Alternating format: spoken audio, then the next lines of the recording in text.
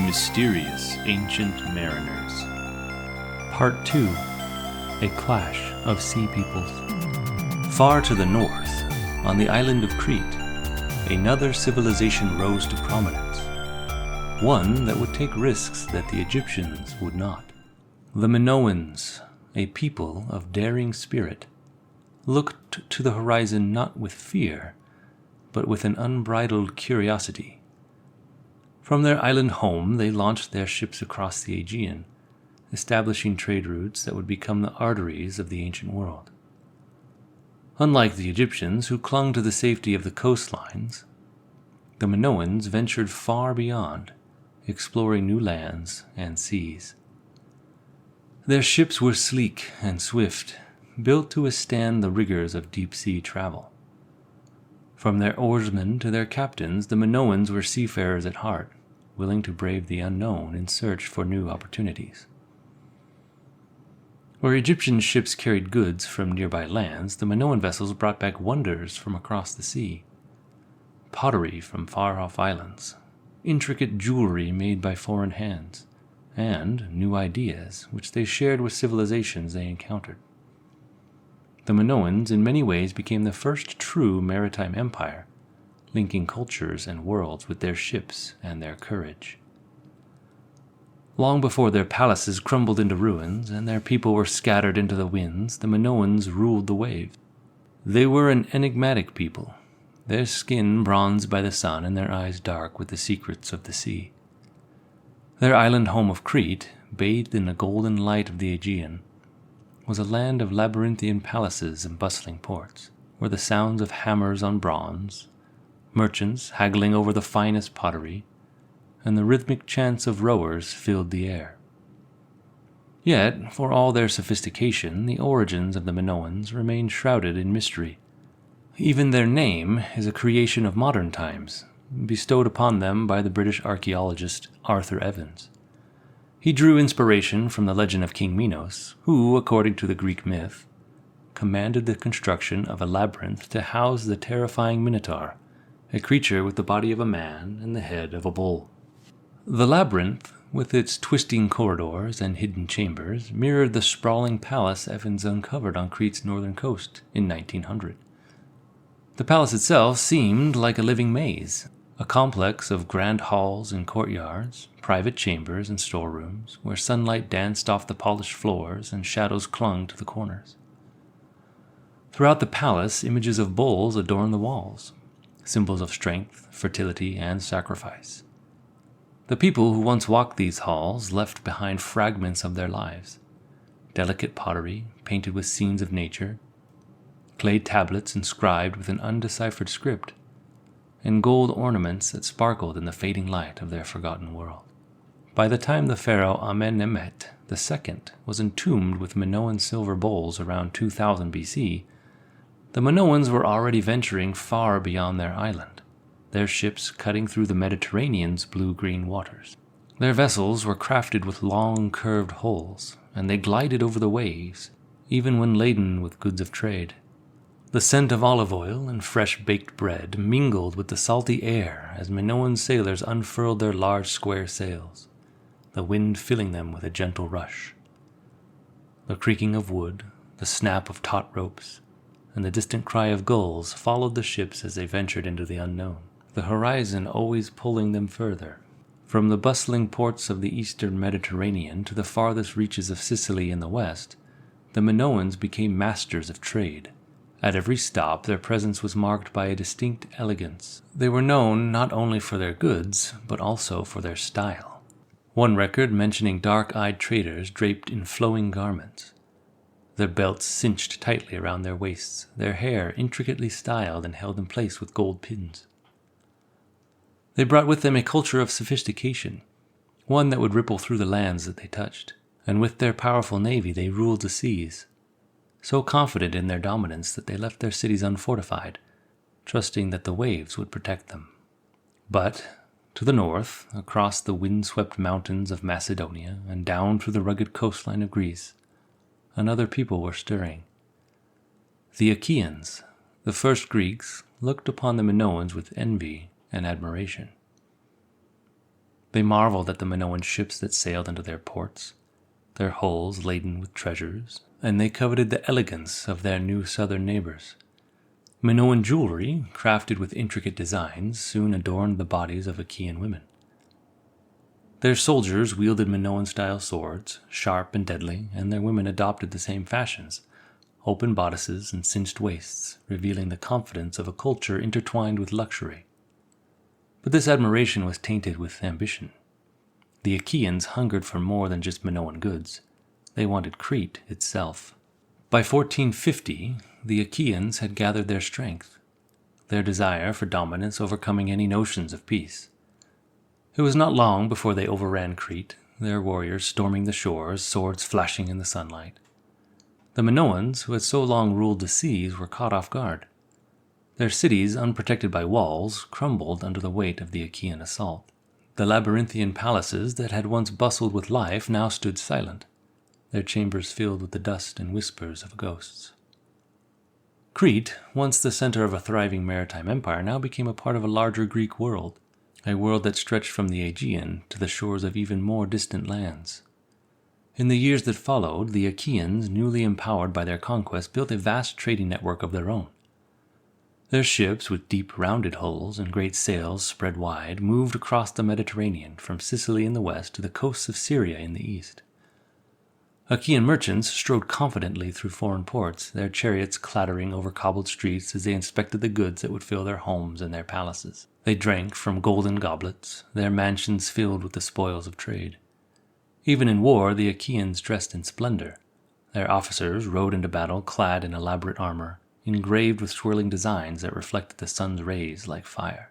But even as their empire expanded, dark clouds gathered on the horizon. For centuries now, piracy had been an intermittent threat to traders across the Mediterranean. Solitary corsairs, with their battered ships and hardened crews, prowled the waters, searching for merchant vessels to plunder. But the Achaeans, despite their prowess at sea, never fully controlled the threat. Their navy, though strong enough to defeat the Minoans, was spread too thin to police the waves effectively. As their trade empire grew, so did the boldness of these pirates. Small bands of brigands began to form larger, more organized fleets. They attacked in the dead of night, their ships moving swiftly and silently, slipping into harbors before the dawn. When they struck, it was swift and brutal. Ships were looted, their cargo stolen, and the crew often left for dead or taken as slaves. The Achaeans, once confident in their naval power, now found themselves increasingly vulnerable. By around 1200 BC, the Mediterranean was no longer a sea of traders and explorers. It had become a battleground for survival. The once busy ports were filled with fear, their docks eerily quiet as rumors of pirate raids spread like wildfire. The era of maritime traders, who had once sailed boldly into the unknown, was giving way to a darker time, a time when the seas belonged to the invaders, the outlaws, the ones who had come to be known simply as the Sea Peoples. These mysterious marauders appeared as if from nowhere. Their origins were as shadowy as the night raids they launched. Some said they came from the distant shores of the north. Others believed they were displaced peoples, driven from their homelands by famine or war. Whoever they were, the Sea Peoples descended upon the Mediterranean with a ferocity unmatched by previous invaders. Their ships, black and sleek, moved like predators through the water, and their warriors, scarred and battle-hardened, showed no mercy. The trading routes that had once been the lifeblood of the Mediterranean now became corridors of death and destruction. By the end of the 13th century BC, the Mediterranean was plunged into chaos. The great trading empires of the past crumbled under the onslaught. The Achaeans, who had once built their empire on the ruins of the Minoans, now faced their own downfall. And so, as the seas grew darker and more dangerous, the golden age of maritime commerce slipped away, swallowed by the tide of history and engulfing even the Egyptians. It began as a great tide of humanity, a mass of restless invaders surging southward along the coastlines of the eastern Mediterranean. The year was 1190 BC, and the Egyptian Empire, once the heart of the ancient world, now stood in the path of destruction. From the islands of the north, coastal towns had emptied as thousands of seafarers, men, women, and children, joined forces, their ox cars groaning under the weight of supplies as they marched in slow, relentless advance. Alongside them came a more formidable armada, a fleet of swift, dark ships that cut through the waves like blades. At the helm of this invasion were men who wore little more than loincloths and feathered headdresses. They carried heavy-headed spears and gleaming swords, their bodies slick with sweat and sea salt. There was something savage, almost otherworldly about their appearance. Their bare skin gleaming under the fierce sun, the feathers in their hair whipping in the wind like banners of a wild and untamed army. As they poured ashore, their swords gleamed in the light, reflecting the terror in the eyes of those they confronted. No land could stand against them, wrote a scribe in the court of Pharaoh Ramses III, their armies moving forward like fire across the landscape. Ramses III knew what was coming. From his palace in Egypt, he had watched the slow encroachment of these mysterious raiders. Warriors from many lands who banded together, overwhelming everything in their path. Some of them were Achaeans, the same people who had once overrun the Minoan civilization on Crete. Others were men whose origins were unknown, but who left nothing but ruin in their wake. They had swept down the coast of Palestine, and now their eyes were fixed on the Nile Delta, the gateway to Egypt itself. However, the Egyptians were ready. As the invading fleet neared a port in the Nile Delta, the air was thick with the sounds of battle preparations. Ramses had his ships stationed just out of sight, his sailors waiting with grim determination in the shadows. The invaders, overconfident and eager for victory, made a fatal mistake. They did not lower their sails or slow their approach. Instead, they sailed brazenly into the harbor, their eyes fixed on the wealth that lay before them. The Egyptians waited and waited, silent and still. When the invaders reached the mouth of the harbors, Ramses struck. His war galleys poured out from the shore, cutting off any chance of escape. The raiders, their vessels sleek and nimble, prepared for what they expected to be a brutal melee. Swords were drawn, spears raised, and they readied themselves to board the Egyptian ships and turn the battle into a bloody close-quarters brawl. But Ramses had other plans. He knew the flaw in their strategy, a fatal weakness that would turn the tide of battle. Unlike the Egyptians, the Sea Peoples carried no bows. As the invaders surged forward, expecting a clash of ships and swords, the Egyptian fleet came to a halt just within arrow range. For a moment, there was an eerie stillness, the kind that comes before a storm. Then, with a hiss, the first volley of arrows flew through the air, bronze-tipped shafts raining down on the near-naked invaders. The raiders, without armor and with little cover, were caught off guard. Their vessels, designed for speed, had low bulwarks that offered no protection for the oarsmen, who were soon riddled with arrows where they sat. Panic spread through the enemy ranks as the Egyptians unleashed wave after wave of arrows. From the ships, from the shore, the deadly rain of bronze poured down on their helpless invaders. Desperately, the Sea Peoples tried to close the distance to bring their ships alongside the Egyptian galleys and board them. But their crews were already falling, slumping over the oars, and their ships began to drift out of position, disoriented and exposed. It was then that the Egyptians moved in for the kill. With bows cast aside, the Egyptian warriors armed themselves with spears and battle maces. Their oarsmen rowed hard, pulling the galleys alongside the struggling invaders. The air filled with the sounds of wood scraping against wood, of metal clashing and bodies falling. The Egyptian soldiers, their armor gleaming in the sunlight, swung their maces with deadly precision, crushing shields and breaking bones. Their slender warships of the invaders, built for speed and not for endurance, capsized under the relentless assault. Men were thrown into the water, where they thrashed helplessly before being swallowed by the sea. For those who managed to swim ashore, there was no salvation.